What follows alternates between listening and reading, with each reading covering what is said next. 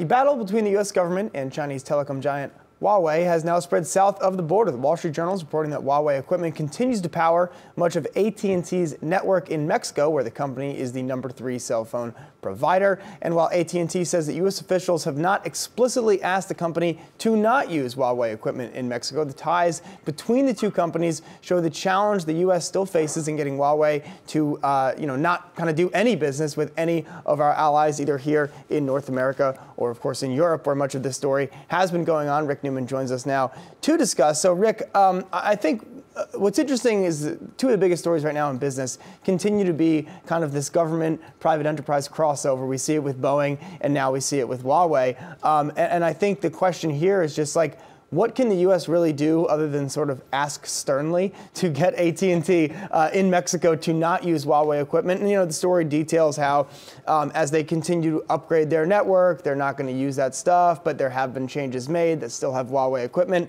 And ultimately, it's kind of a legacy part of the build-out of that network down there in Mexico. I don't think there's anything the United States can really do reasonably to persuade other countries not to use Huawei as a provider. Huawei is the biggest telecom equipment provider in the world. And it's in just about every country except the United States, right, for the most part.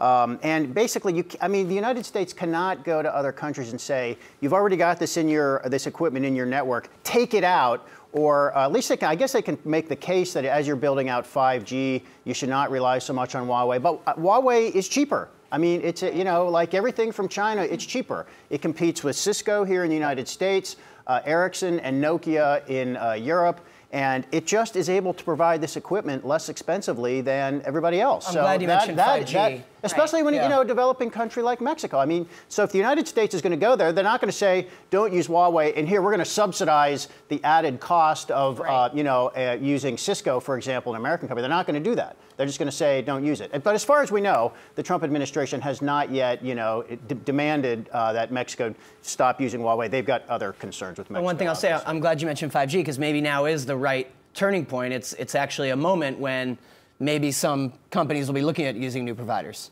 So maybe this does give them a window to say right now is the time to stop using it. Absolutely right. And let's just remember the basic concern here is that Huawei, nobody knows exactly who owns Huawei. I mean, it's not like a U.S. public company where, its ownership is clearly listed and anybody with more than a 5% stake has to declare that to the government and so forth.